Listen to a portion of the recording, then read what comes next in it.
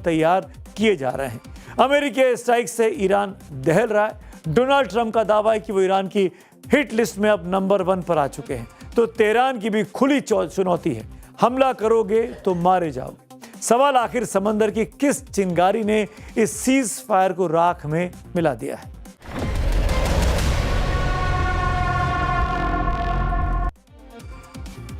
Iran का पवित्र शहर मशहद आज आंसुओं में डूबा है। जहां अयतुल्ला अली खमेनाई ने अपनी जिंदगी की पहली सांस ली थी, आज उसी शहर की मुकद्दस मिट्टी उन्हें हमेशा के लिए अपने आगोश में लेने वाली है। मशहद कोई आम शहर नहीं है, यह शिया मुसलमानों की आस्था का सबसे बड़ा मरकज है। यहीं मौजूद है इमाम रजा दरगाह। शिया समुदाय के 12 पवित्र इमामों में से इमाम रजा इकलौते ऐसे इमाम हैं जिन्हें ईरान की मिट्टी नसीब हुई है और आज इसी मुकद्दस जमीन पर खमेनाई सुपुर्दे खाक हो रहे हैं। इस आखिरी सफर को ईरान ने अपने सबसे बड़े शक्ति प्रदर्शन में बदल दिया। जब खमेनाई का ताबूत स्पेशल प्लेन से मशहद पहुंचा तो आसमान में ईरानी फाइटर जेट्स ने उनके विमान को एस्कॉर्ट्स करते हुए सलामी दी। ईरानी मीडिया का दावा है कि 27 देशों के 4700 से ज्यादा अंतर्राष्ट्रीय मेहमान इस ऐतिहासिक विदाई के गवाह बनने मशहद पहुंचे हुए हैं। अयतुल्ला अली खमेनाई को मशहद में सुपुर्द खाक किए जाने से पहले ही ईरान सरकार ने उनके आवास पर हुए हमले का पहला आधिकारिक वीडियो आज जारी किया। 28 फरवरी को अमेरिका इजराइल के जॉइंट अटैक के पहले ही दिन खमेनाई साहब की मौत हुई थी। इस हमले में उनके परिवार के कई सदस्य और करीब 40 टॉप ऑफिसर्स की जान चली गई थी। हमलावरों ने खमेनाई के आवास बैते रहबरी पर एक साथ 35 मिसाइलें उस दिन दागी थी। सेंट्रल तेहरान में स्थित ये बिल्डिंग कभी ईरान की सत्ता का मुख्य केंद्र था। वीडियो में सबसे ज्यादा तबाही इमाम खुमैनी हुसैनिया हॉल की दिखाई गई है। यही वो जगह थी जहां खमेनाई महत्वपूर्ण मुलाकातें करते थे और तकरीरें दिया करते थे। कॉम्प्लेक्स में कई इमारतें थी जिनमें दफ्तर और प्रशासनिक भवन शामिल थे। हमले में इसका ढांचा पूरी तरीके से ढहा हुआ दिखाई देता है। एक तरफ अली खमेनाई को अंतिम विदाई दी जा रही थी तो दूसरी तरफ आसमान में अमेरिकी फाइटर जेट्स की गड़गड़ाहट थी।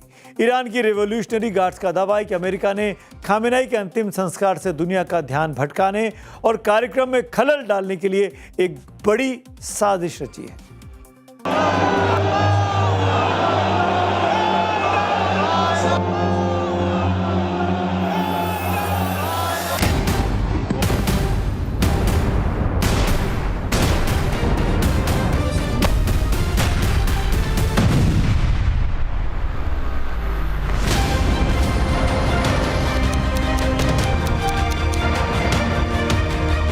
अमेरिका ने ईरान को सांस लेने का मौका भी नहीं दिया है। लगातार दूसरे दिन ईरान पर भीषण एयर स्ट्राइक हुई। अमेरिकी सेंट्रल कमांड ने बाकायदा इस हमले का एक वीडियो जारी कर पूरी दुनिया को अपनी ताकत का ट्रेलर दिखाया है।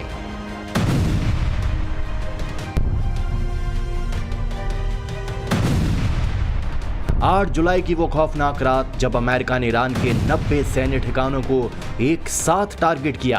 अहवाज में हुए इन हमलों में 3 लोगों की मौत हो चुकी है। अमेरिका ने ईरान की रीढ़ तोड़ने के लिए किन ठिकानों को चुना, जरा वो देखिए। एयर डिफेंस सिस्टम ताकि ईरान हवाई हमले न रोक सके, कोस्टल रडार सिस्टम, मिसाइल और ड्रोन स्टोरेज साइट्स और नौसैनिक ठिकाने और मिलिट्री लॉजिस्टिक इंफ्रास्ट्रक्चर। वहीं अमेरिका ने खामेनेई के अंतिम संस्कार से ठीक पहले मशहद के 2 बड़े पुल उड़ा दिए। ईरान ने दावा किया कि अमेरिका खामेनेई के जनाजे में रुकावट डालना चाहता है। अमेरिका ने 90 ठिकाने उड़ाए तो ईरान भी शांत नहीं बैठा। ईरान ने खाड़ी देशों में मौजूद अमेरिकी ठिकानों पर ड्रोन्स का झुंड छोड़ दिया है। ईरान का ये पलटवार अमेरिका के लिए सीधी चेतावनी है। ईरान ने कुवैत में अमेरिकी सेना के पेट्रियट मिसाइल सिस्टम को टारगेट किया। कतर में अर्ली वार्निंग सैटेलाइट एंटीना पर ड्रोन से सटीक वार किया गया। तो वहीं बहरीन में अमेरिकी सेना के फ्यूल टैंक पर हमला हुआ। स्थिति इतनी खौफनाक है कि आज बहरीन में एक ही दिन में तीसरी बार एयर रेड यानी हवाई हमले के सायरन बजाए गए। बहरीन गृह मंत्रालय को नागरिकों के मोबाइल पर इमरजेंसी एसएमएस भेजने पड़े। ईरानी ड्रोन और मिसाइल के खौफ में पूरा बहरीन है।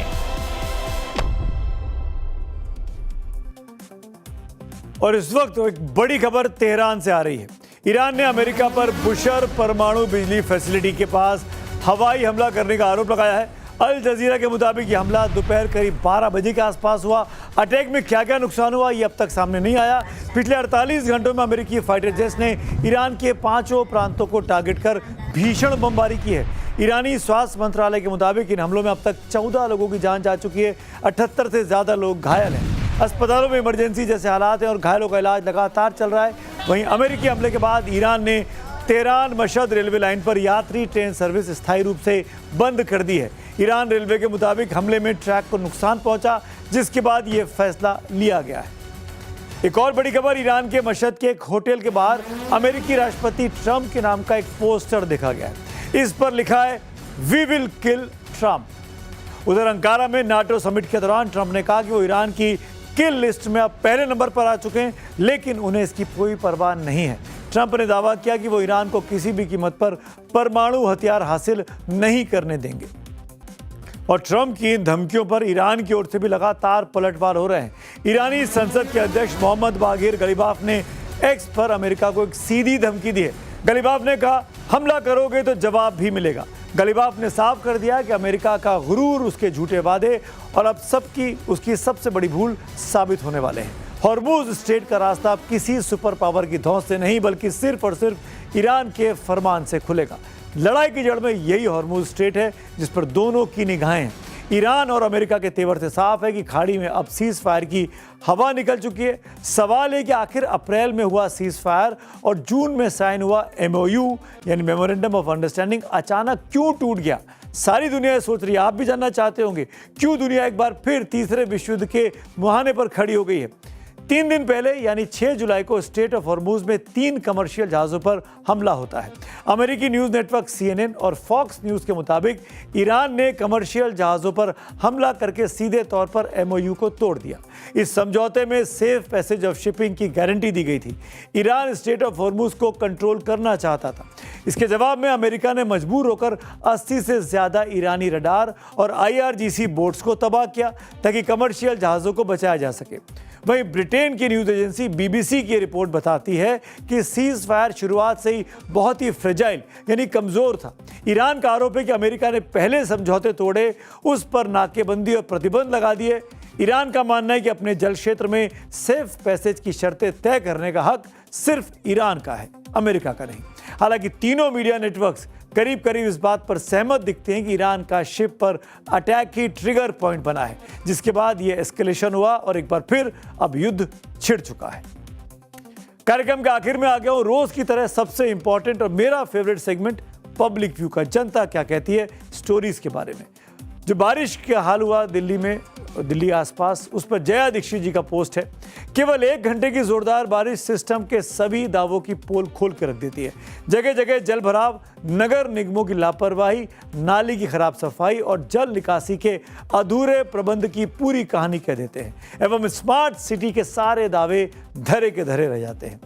एक और पब्लिक व्यू, जो वॉर शुरू हो गया, उस पर भूपेश मिश्रा लिखते हैं, खामेनेई की मौत के बाद दुनिया को शांति की उम्मीद थी, मगर ट्रंप हर बार हमला करके दुनिया की सांसें बढ़ा देते हैं। लगता है विश्व युद्ध की आशंका का अंत ट्रंप के कार्यकाल के साथ ही अब होगा। एक और पब्लिक व्यू है रेन के बारे में। विशाल कृष्ण पाठक लिखते हैं, अब समय आ गया है कि उबर, ओला, रैपिडो जैसी कंपनियां अपने ऐप पर उबर बोट, रैपिडो नाव का विकल्प भी शुरू कर दें।